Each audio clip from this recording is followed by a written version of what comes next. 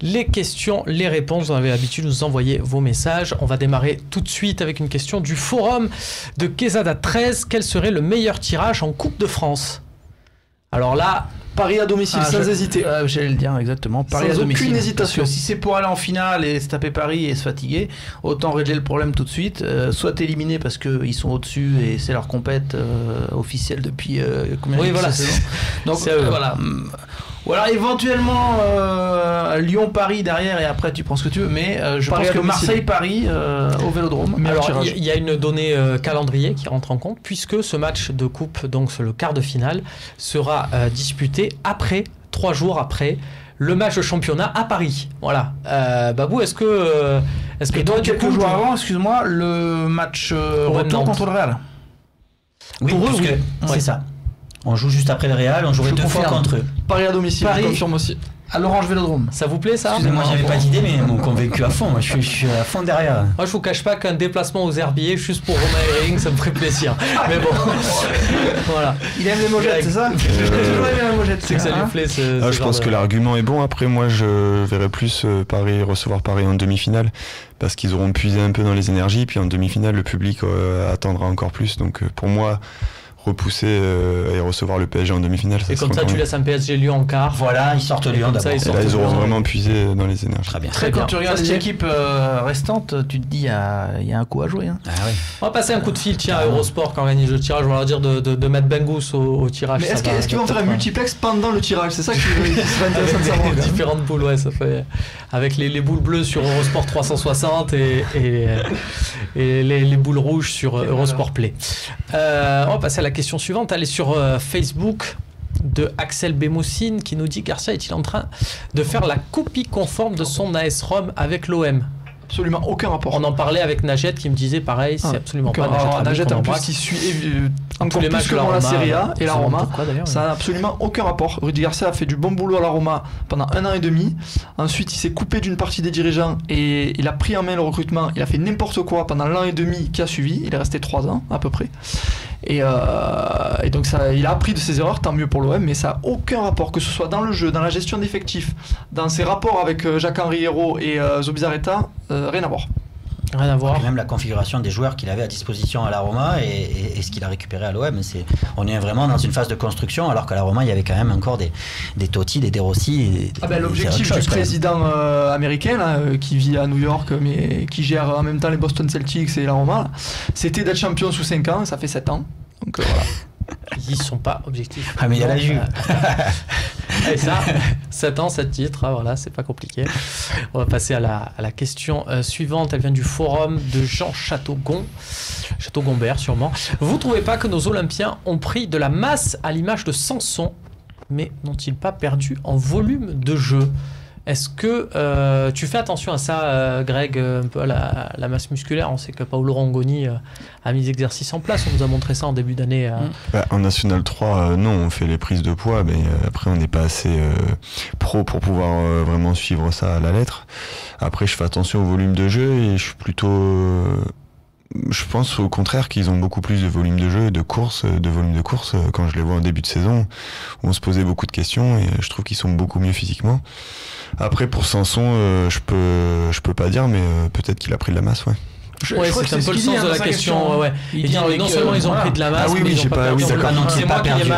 C'est moi qui l'ai mal lu. Voilà, j'avais pas compris comme ça. Effectivement. Le volume de jeu, quand on détaille un peu les joueurs, qui sont d'ailleurs dans le secteur, Thauvin, gros volume de jeu, Ocampo, Sanson, Luis Gustavo. Ouais, c'est peut-être même l'une des forces principales de Stoem. Hein. Grégory aussi parlait du vestiaire aussi, qui c'est vrai s'entend très très bien. Enfin, en tout cas, tout le monde en parle en disant c'est génial, etc. Je pense en termes de ballon, le volume de jeu de certains joueurs, la rotation faite et ce qu'ils montrent à chaque fois, je pense que c'est peut-être la force principale. C'est une petite revanche aussi pour le staff prépa physique qui ont été longuement décriés en tout début de saison sur les différentes blessures, notamment celle de Jimmy Dimitri Payet. Et puis on voit que ça paye aussi avec des remplaçants qui rentrent et qui sont directement dans le temps. Après, faut voir comment ça va se passer. Moi, franchement, la petite inquiétude si ça finit quand la saison avec Bielsa, oui, c'est non, mais pas par rapport à ça, c'est plus la Ligue Europa va arriver. Voilà, pour le faire simple et court, moi, ce que je crains un petit peu, c'est le début de la Ligue Europa, les matchs le jeudi et le dimanche. Là, tu es sur quand même un autre rythme. Qu'est-ce que va faire Garcia? Est-ce qu'on va vraiment jouer à fond la Ligue Europa? Moi, franchement, c'est une question que je me pose. J'ai pas la réponse. Il y a Tommy qui nous dit concrètement comment se passe le partenariat entre l'US Andoum et l'OM. Concrètement. Est-ce que vous avez reçu les ballons? C'est la question qui Non, il y a une certaine somme qui a été donnée au club et en échange. Après, c'est pas qu'avec Andoum. Hein. Oui, c'est ça, c'est 5 000 €. C'est pas qu'avec Andoum, c'est avec beaucoup de clubs. Et en échange, on doit améliorer des éducateurs ou des jeunes joueurs qui ont du talent ou de l'avenir. Voilà, c'est sur ça. Et puis aussi pour améliorer l'image de l'OM par rapport aux années passées avec les clubs des alentours, quoi. Mais on va dire que c'est ça, c'est une somme et en échange, si on a des joueurs à leur donner ou à faire voir, qu'on les envoie pas à Montpellier ou à Monaco. Et ça se passe, c'est respecté? La particularité, c'est que chez les jeunes, on doit améliorer la qualité. Donc, si on l'a, on le fera. Mais au jour d'aujourd'hui, on n'a pas ce joueur. Après, il y a quand même un ou deux joueurs qui sont observés par l'OM. Et nous, on fera. Est-ce qu'a dit Romain sur les éducateurs? C'est vrai aussi, il parlait de payer la formation des diplômes d'entraîneurs et de même les faire passer parfois à la commanderie. Ça, c'est vrai. Les éducateurs sont allés à la commanderie. Les payer, je sais pas. En tout cas, je sais qu'il y a des éducateurs qui vont faire leur formation à la commanderie. Et donc là, l'OM serait garant. J'ai rencontré et même interviewé quelques éducateurs qui en étaient ravis, qui sont allés au centre Robert Dreyfus. Il y a certains clubs qui sont aussi ravis parfois de recevoir un petit mail de l'OM juste pour dire est-ce que vous avez besoin de nous, là on fait un truc sur les gardiens, on va faire un petit bilan sur le matériel.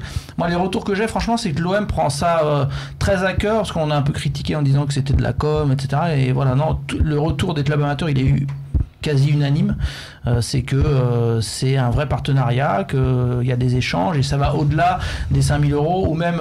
Mais par contre, c'est un détail, mais pour moi, finalement, ça n'en est pas un. C'est toutes ces invitations aussi pour les gamins. Il y a plein de minots qui vont au stade, qui sont super bien placés. Oui, c'est vrai, ça, je l'ai pas dit. On reçoit une quarantaine de places par match. Ça, je l'ai pas dit, c'est important.